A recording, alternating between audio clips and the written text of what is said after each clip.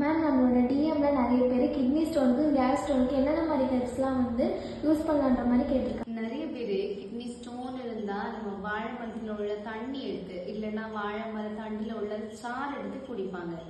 வாழை மரத்தோட தண்டில் நிறையவே நீர் சத்து இருக்கிறதுனால அதனோட ஸ்டோன்ஸ் எல்லாமே கரைக்கிறதுக்கு ரொம்பவே ஹெல்ப் பண்ணுது. அண்ட் இது மேக்ஸிமம் எல்லாருக்குமே தெரிஞ்சதுதான். நம்ம எந்த வாழை மரம் வேணும்னாலும் யூஸ் பண்ணிக்கலாம், அதோட தண்டு எடுத்து யூஸ் பண்ணிக்கலாம். பட் எஸ்பெஷலி நம்ம கன்னியாகுமரியில் மொந்த வாழைக்கான்னு சொல்லுவாங்க. ஸோ அந்த வாழை மரத்தோட தண்டு எடுத்து யூஸ் பண்ணோம்னா இன்னுமே பெட்டரான ரிசல்ட் நிறைய பேருக்கு இருக்கு. தென் கீழாநெல்லி செடி. இந்த ஹெர்பை நம்ம கிட்னி ஸ்டோன் இருக்கவங்க மட்டும் இல்லை, கேஸ் ஸ்டோன் இருக்கவங்களுமே இது யூஸ் பண்ணிக்கலாம். இது உங்களுக்கு பெட்டரான ரிசல்ட்டை கொடுக்குது.